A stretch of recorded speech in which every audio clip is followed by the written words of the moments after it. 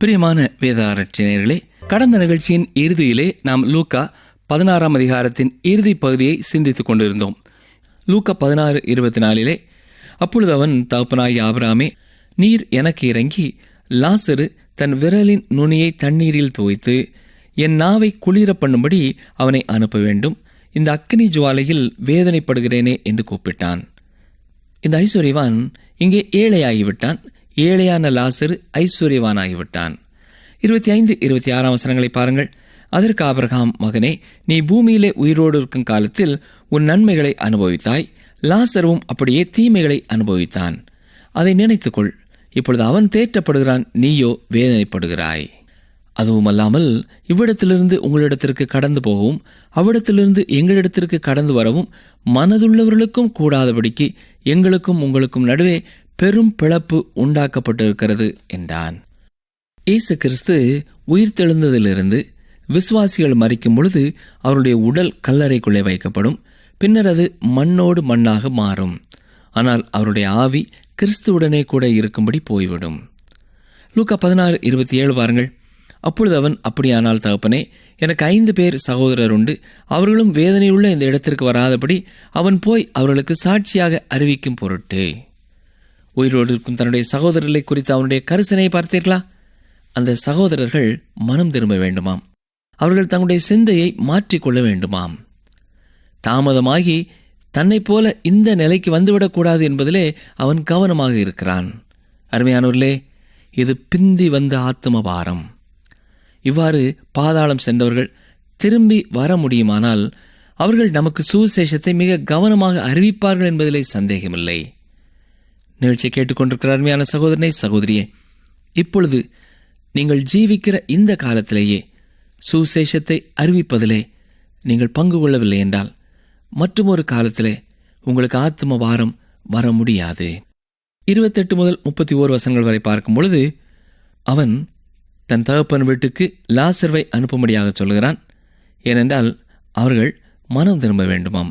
ஆனால் ஆபிரகாம் சொல்கிறார், மோசேக்கும் தீர்க்கதரிசிகளுக்கும் அவர்கள் செவி கொடுக்கட்டும் என்கிறார். ஆனால் மீண்டும் ஐஸ்வர்யவான், அப்படி அல்ல தகப்பனாய் ஆபிரகாமே, மரித்தோரிலிருந்து ஒருவன் அவளிடத்திற்கு போனால் மனம் திரும்புவார்கள் என்கிறான். ஆனால் ஆபிரகாம் என்ன சொல்கிறார்?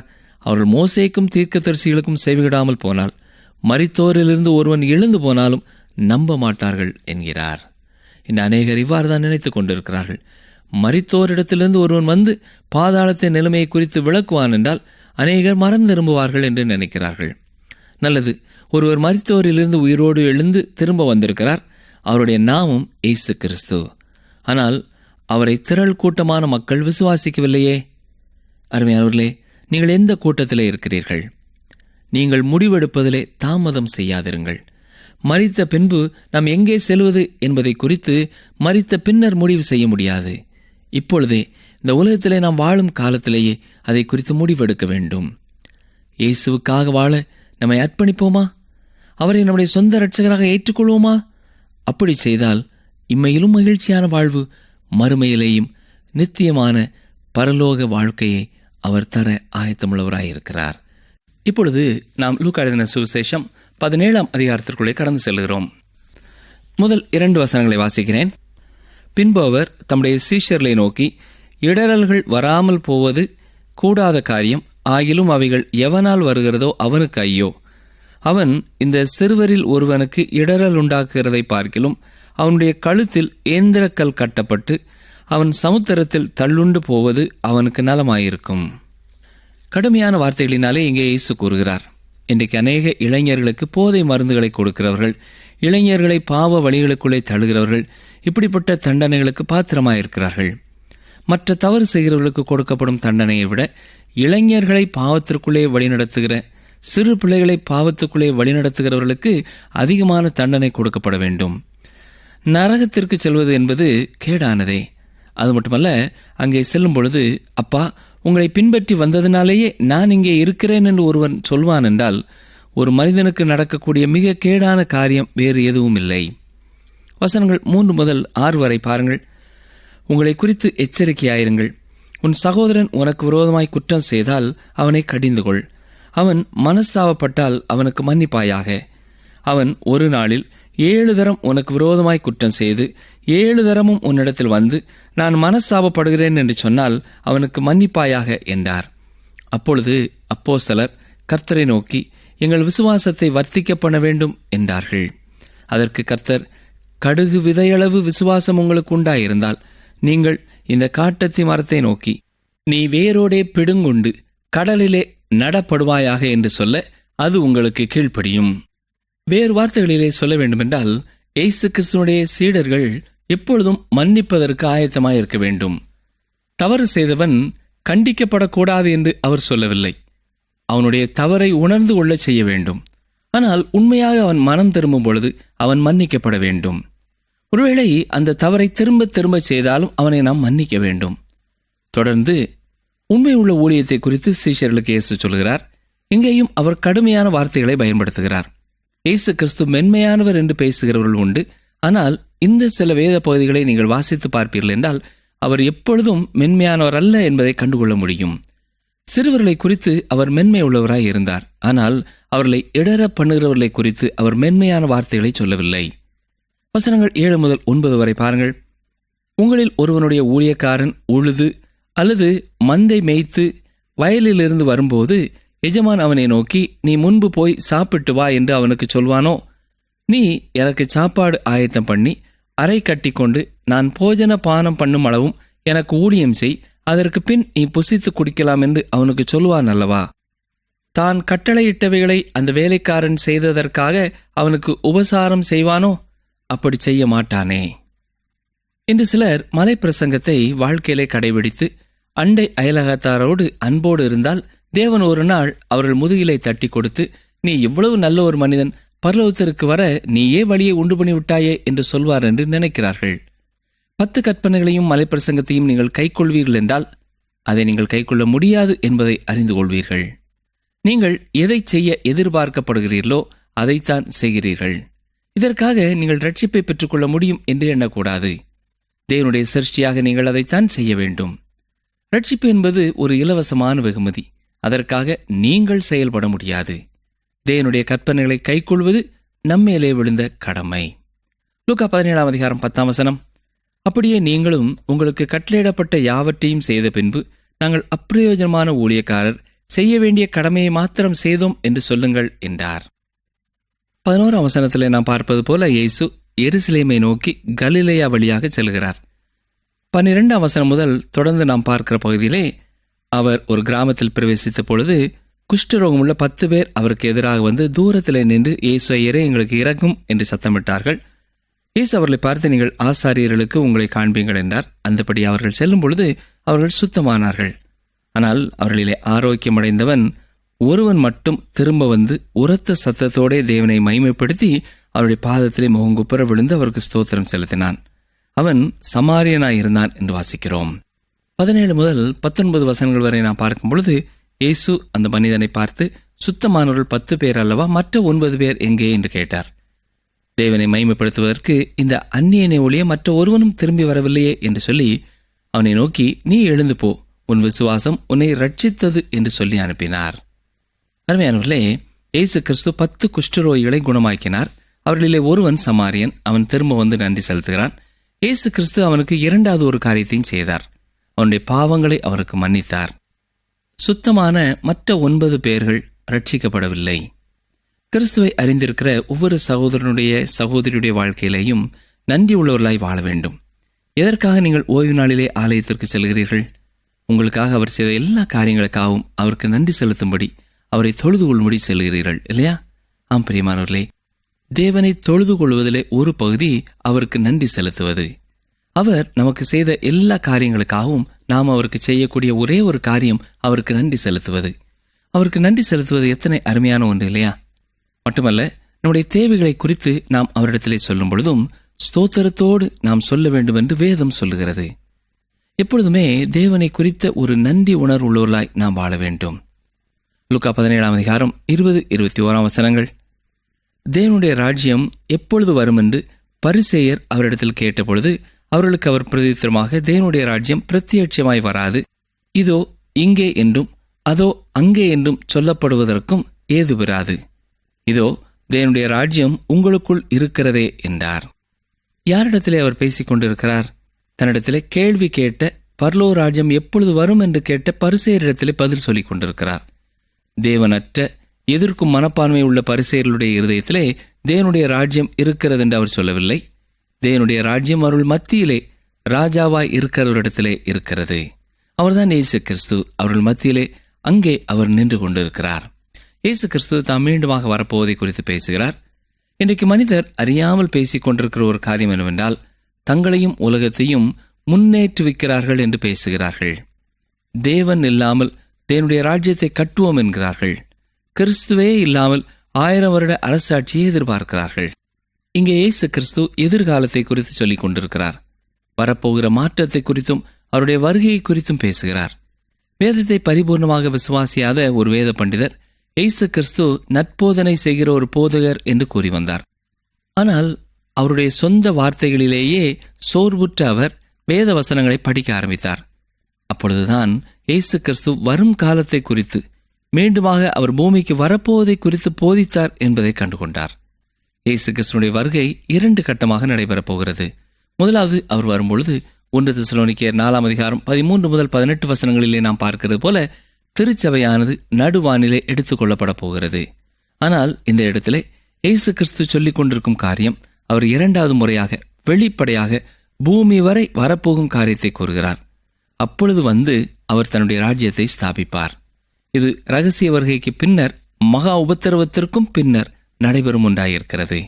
லூக்கா 17 அதிகாரம் 22-23 வசனங்களை பாருங்கள். முதல் முறை இயேசு கிறிஸ்து வந்தபொழுது யூதர்கள் ரோம ஆட்சியிலிருந்து அவர்களை விடுதலை செய்யும் ஒரு மேசியாவை எதிர்பார்த்தபடியினாலே அவரை கண்டுகொள்ள தவறிவிட்டார்கள். ஆனால் அவர் பாலனாக பிறந்து சாதாரண ஒரு தச்சனுடைய வீட்டிலே வளர்ந்தார். அடுத்த முறை அவர் பூமிக்கு வரும்பொழுது ஓரமாக இருக்கிற பெத்லகேம் போன்ற ஒரு இடத்திலே அவர் வரப்போகிறதில்லை. அவர் தமது சர்வ மகிமையோடு கூட வரப்போகிறார். எனவேதான் யாராவது அவர் அங்கே இருக்கிறார், அவர் இங்கே இருக்கிறார் என்று சொன்னால் நீங்கள் அதை கண்டுகொள்ளக்கூடாது என்று எச்சரிக்கிறார். மட்டுமல்ல, இயேசு ஒரு குறிப்பிட்ட நாளிலே வருகிறார் என்று யாரும் சொல்வார்கள் என்றால் அதையும் நீங்கள் நம்ப தேவையில்லை. இந்த காரணத்தினாலே தான் இயேசு என்று வரப்போகிறார் என்பதை குறித்து அவர் வேத புத்தகத்திலே நமக்கு சொல்லவில்லை. லூக்கா 17:24 பாருங்கள். மின்னல் வானத்தின் ஒரு திசையில் தோன்றி மறு திசை வரைக்கும் பிரகாசிக்கிறது போல மனுஷகுமாரனும் தம்முடைய நாளிலே தோன்றுவார். இயேசு கிறிஸ்து அவருடைய ராஜ்யத்தை ஸ்தாபிக்க இந்த உலகத்திற்கு வரும்பொழுது அது மின்னலைப் போல எல்லாரும் காணக்கூடிய ஒன்றாகவே இருக்கிறது. இந்த வசனங்களை படிக்கும் பொழுது நீங்கள் மத்தேயு 24 அதிகாரத்தையும் சற்றே வாசித்து பார்க்க வேண்டும். சரி, லூக்கா 17:25 என்ன சொல்கிறது? அதற்கு முன்பு அவர் அநேகம் பாடுபட்டு இந்த சந்ததியினால் ஆகாதவன் என்று தள்ளப்பட வேண்டியதாயிருக்கிறது. சிலுவை தேவனுடைய திட்டத்திலே இருந்தது.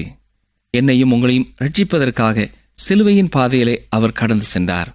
அவர் தன்னுடைய வழியை மிக தெளிவாக திட்டமிட்டிருந்தார். அவருடைய சொந்த ஜனங்களால் புறக்கணிக்கப்பட்டவராக அவர் பாடுபட்டார்.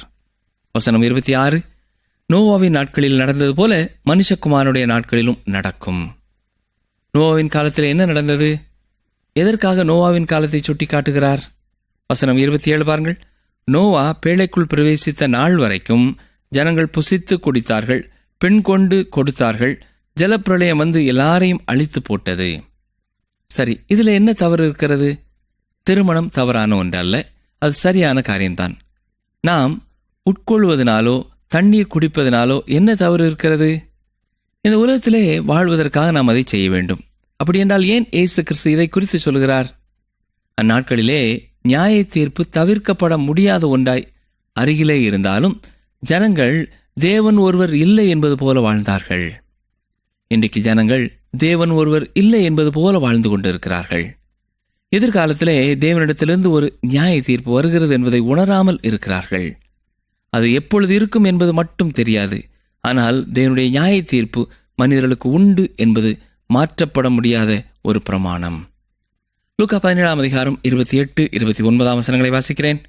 லோத்தினுடைய நாட்களில் நடந்தது போலவும் நடக்கும். ஜனங்கள் புசித்தார்கள், குடித்தார்கள், கொண்டார்கள், விற்றார்கள், நட்டார்கள், கட்டினார்கள்.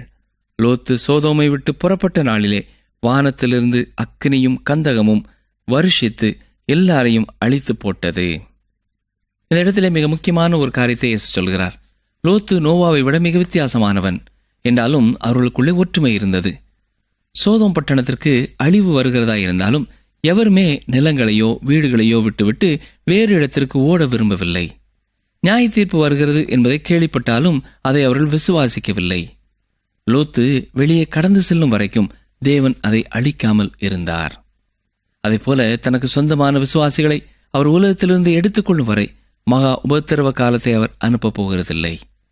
இங்கே லோத்துவை அவர் மாதிரியாக சொல்வது ஆர்வம் தரக்கூடிய ஒன்று. அருமையானவர்களே, ஒலிவ மலை செய்தியிலே மத்தேயு 24ஆம் அதிகாரத்திலே இதை குறித்து அவர் சொல்லவில்லை. ஏனென்றால் அங்கே இயேசு கிறிஸ்து தம்முடைய வருகையை குறித்தும் பூமியிலே அவர் ராஜ்யத்தை ஸ்தாபிப்பதை குறித்தும் கேட்கப்பட்ட கேள்விக்கு பதில் சொல்லிக் கொண்டிருந்தார். சோதோம் பாவத்தினாலே நிரம்பி வழிந்திருந்தது, அழிவின் விளிம்பிலே இருந்தது. லோத்து வெளியேறிய உடனே அழிக்கப்பட்டது. அருமையானவர்களே, அதை போலவே விசுவாசிகள் நடுவானிலே அவரோடு எடுத்துக் கொள்ளப்பட்டவுடன் மகா உபத்திரவ காலம் உலகத்திற்கு வர இருக்கிறது. லூக்கா 17ஆம் அதிகாரம் 30ஆம் வசனம், மனுஷகுமாரன் வெளிப்படும் நாளிலும் அப்படியே நடக்கும்.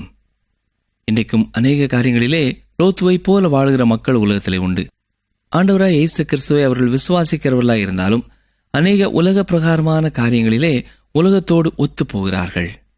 இருந்தாலும் விசுவாசிகளாக நியாய தீர்ப்பு வரும் முன்னதாக அவர்கள் எடுத்துக் கொள்ளப்பட போகிறார்கள்.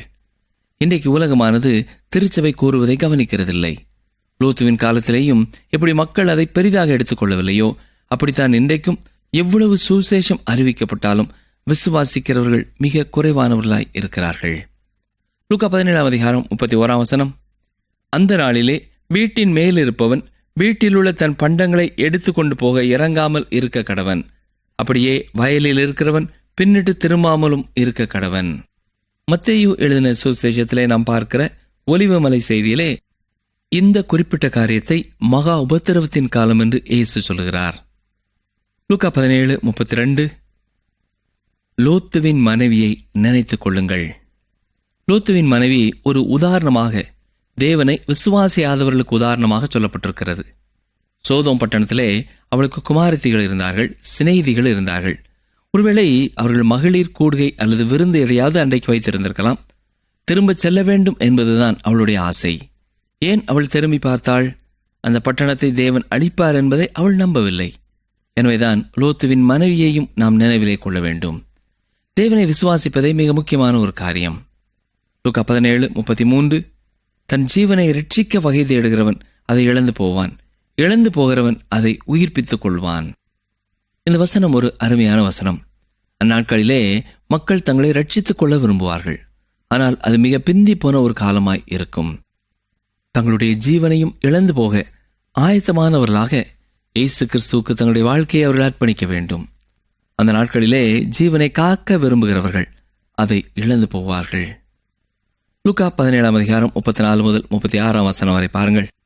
நோவாவின் காலத்திலே யார் உலகத்தை விட்டு எடுத்துக் கொள்ளப்பட்டார்கள்? யார் உலகத்திலே விட்டுவிடப்பட்டார்கள்? இங்கே இயேசு கிறிஸ்து விசுவாசிகள் நடுவானிலே எடுத்துக் கொள்ளப்படுவதை குறித்து பேசவில்லை. அவர் ஒலிவ மலை செய்தியிலே, அதாவது மத்தேயு 24:37 முதல் 41 வரை கூறியிருக்கிறார் இல்லையா? அந்த பகுதிக்கு இணையான செய்தியாய்த்தான் இது இருக்கிறது. அதாவது தேவனற்றவர்களை நியாய தீர்ப்பிலே எடுத்துக் கொள்ளப்படுவதும் 1000 வருட அரசாட்சியிலே வாழப்போறவர்களை பூமியிலே விட்டு வைப்பதையும் குறித்து சொல்கிறது. அருமையானவர்களே, இங்கே பூமி உருண்டை என்பதை இயேசு சொல்வதை கவனித்தீர்களா? அதாவது சிலர் படுக்கையிலே இருப்பார்கள், சிலர் வெளியே வேலை செய்து கொண்டிருப்பார்கள். பூமியிலே ஒரு பகுதியிலே இரவாயிருக்கும் பொழுது மற்றொரு பகுதியிலே பகலாயிருக்கும். லூக்கா 17ஆம் அதிகாரம் 37ஆம் வசனம், அவர்கள் அவருக்கு பிரதித்திரமாக, எங்கே ஆண்டவரே என்றார்கள். அதற்கு அவர், பிணம் எங்கேயோ அங்கே கழுகுகள் வந்து கூடும் என்றார். இந்த வசனத்தை வெளிப்படுத்தின விசேஷம் 19:17 ஒப்பிட்டு பார்க்க வேண்டும்.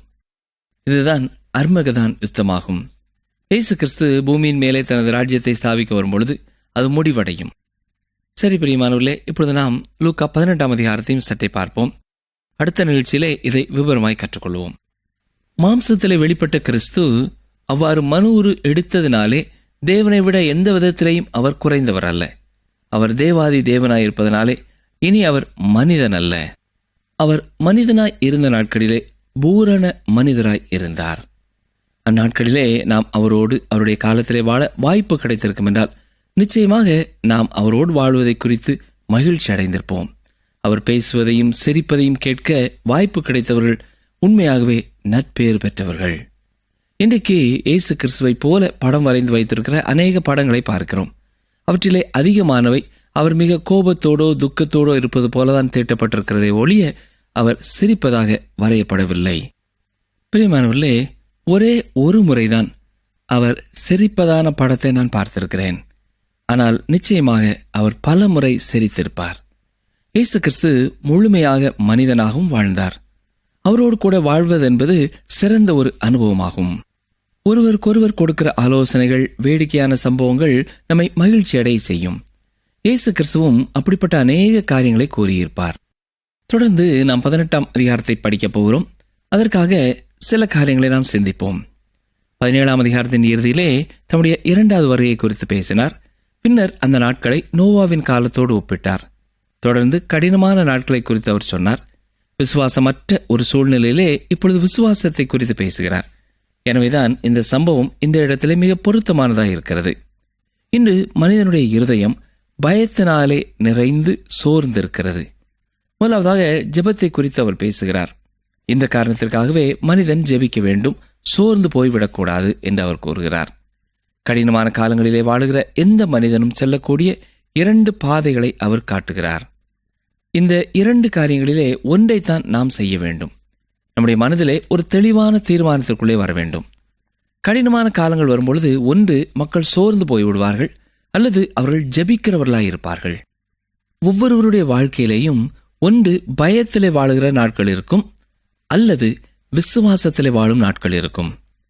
நிகழ்ச்சியை கேட்டுக்கொண்டிருக்கிற அன்பான சகோதரனை சகோதரியே, உங்களுடைய வாழ்க்கையிலேயும் இந்நாட்களிலே எந்த காரியத்தை குறித்தாவது அதிகமாய் நீங்கள் ஜெபித்துக் கொண்டிருப்பீர்கள் என்று சொன்னால், அதை குறித்து நீங்கள் செய்ய வேண்டிய உங்கள் கடமைகளையும் உங்கள் பகுதியையும் நீங்கள் செய்யுங்கள்.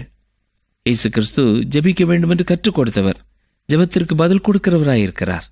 நீங்கள் பல நாட்கள் எனது ஜெபத்திற்கு பதில் இல்லையே என்று சோர்ந்து போயிருப்பீர்கள் என்றால், பயத்தோடு இருப்பீர்கள் என்றால், கவலையோடு இருப்பீர்கள் என்றால், துக்கத்தோடு இருப்பீர்கள் என்றால், நீங்கள் இந்த நாள் முதல், இந்த நேரம் முதல் உங்களுடைய கவலைகளையும் துக்கத்தையும் ஆண்டவராய் இயேசு கிறிஸ்துவிடத்திலே சொல்லுங்கள். அவர் உங்கள் ஜெபத்திற்கு பதில் கொடுக்க காத்திருக்கிறார்.